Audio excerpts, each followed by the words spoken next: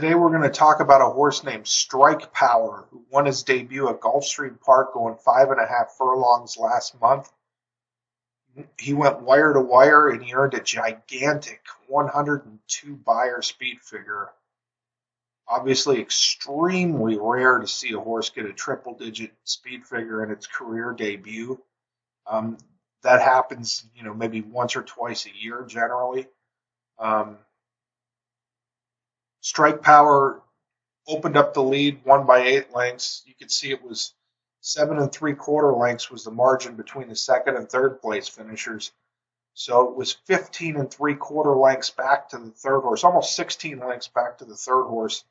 What was a 9-horse field. So, going 5.5 furlongs, just, an extremely wide margin victory for that distance. The time was just off the track record here, 102 3. As you can see, it got a 101 over here, which means it was a 3-year best time by a fifth of a second. So no horse running that distance at Gulfstream in the last 3 years had run as fast as that. Actually, it was a fifth of a second faster than any horse to run that distance at Gulfstream in the last 3 years. I put Curlin's past performances below. I mean, it's obviously, kind of ridiculous to compare these two horses. It's an extravagant comparison, but you can compare them in the fact that both of them made their career debut at Gulfstream Park.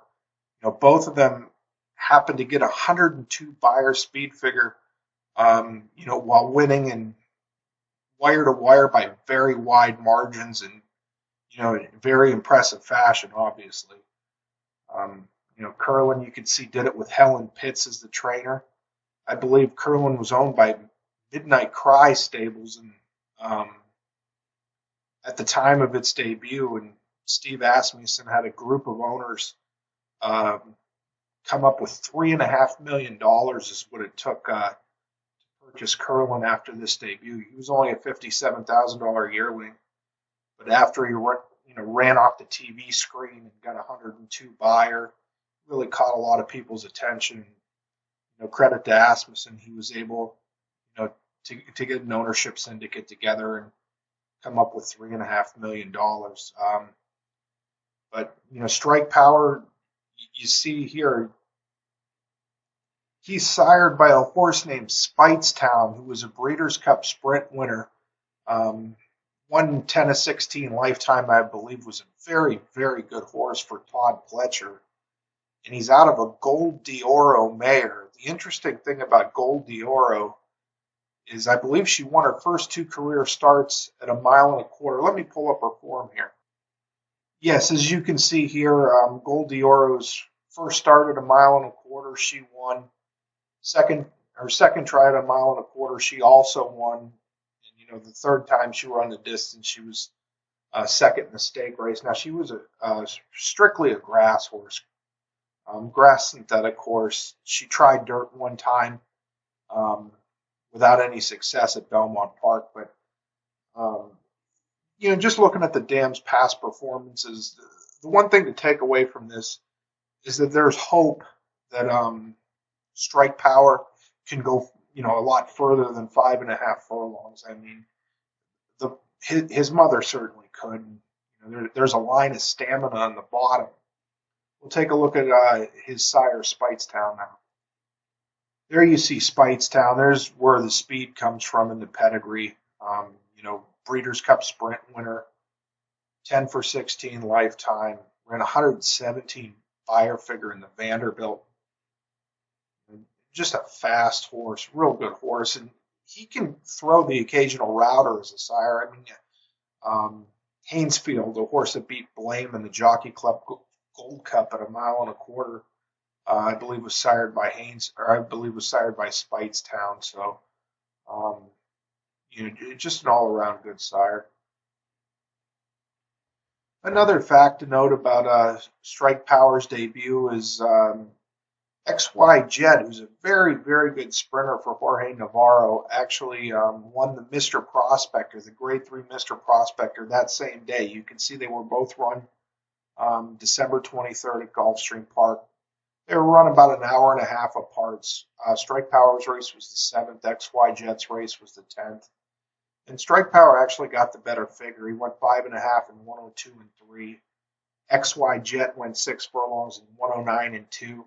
Essentially, Strike Power would have needed to get his last 16th and would be 6 and 4/5 seconds, which he could have done that coasting, I would think. So that's why you see him with a Beyer figure 4 points higher.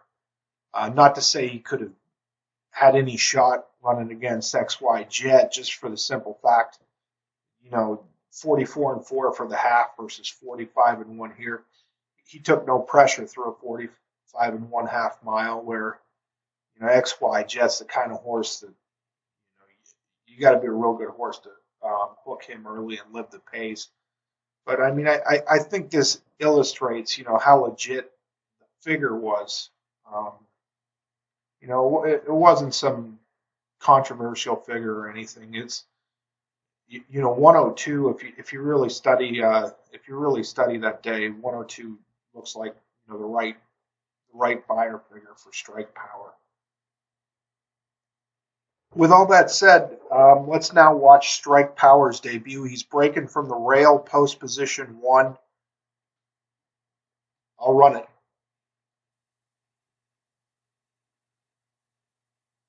And they're off.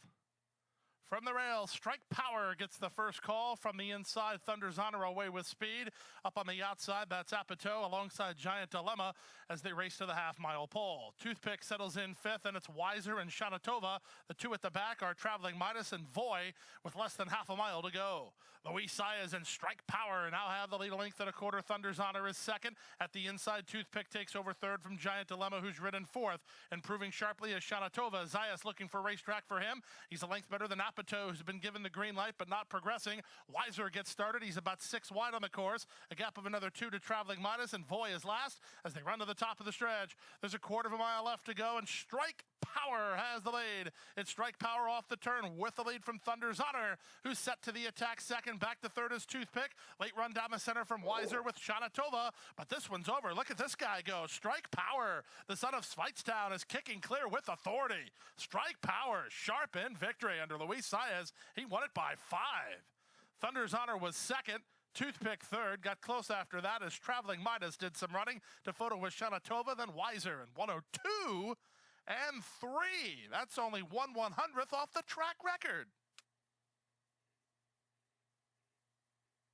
Exact is 76.80. As you see there, Strike Power just, blitzed the field early, never gave him a chance. Thunder's Honor, the 2nd place finisher, actually come back in his next start. It was yesterday. Broke his maiden in the first race at Gulfstream Park yesterday, so he was the next out winner. But, one area of caution with this is if you go to Timeform US information, you'll see up here how this is coded a dark red. That indicates that they believe that there was a strong speed bias that day. There were only 4 dirt races run that day at Gulfstream. It was a card that had a lot of turf racing, but 3 of them were won in wire-to-wire fashion. The other one, the winner, come from 2nd, Stockton 2nd and won. So it was a day where closers didn't have much luck.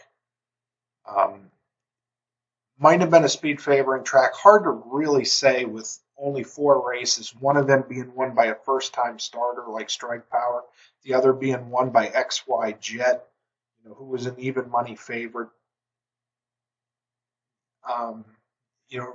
To me, might have been a speed bias track, might have been an inside favoring track, but you can't really say conclusively, in my opinion. But Timeform US does have the dark red coating on it. They believe it was a speed favoring track. So that's one knock on the performance that you could that you could make. It was a great performance, but I mean that's one kind of little bit of tarnish on it. The other little bit of tarnish might be that just no one hooked him early. I mean, he just broke so good and got such a good jump. Gaffalione on Thunder's Honor, he was the even money favorite in the race. Didn't want to rush up and try to take on a first-time starter, backed off, and Strike Power just blitzed home, never gave him a chance. As you could see in the race, it looks like that of the first-time starters, he actually took the second most money. A horse named Apatow that Todd Pletcher trained was bet to 2-1 and did absolutely no running. So Strike Power is trained by Mark Hennig.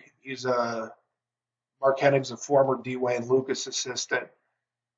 He's had some real good horses over the years. He had Summer Colony. He had Eddington. Starter Cozine won the Arlington Million for him way back in the day. Raging Fever, he trained. So, I mean, he's a capable trainer. He's not a trainer that cranks horses up first time out to get them to run big races. Not like a Jimmy DeVito or a Wesley Ward type trainer. He does a pretty average job first time out. Strike Power is an interesting horse.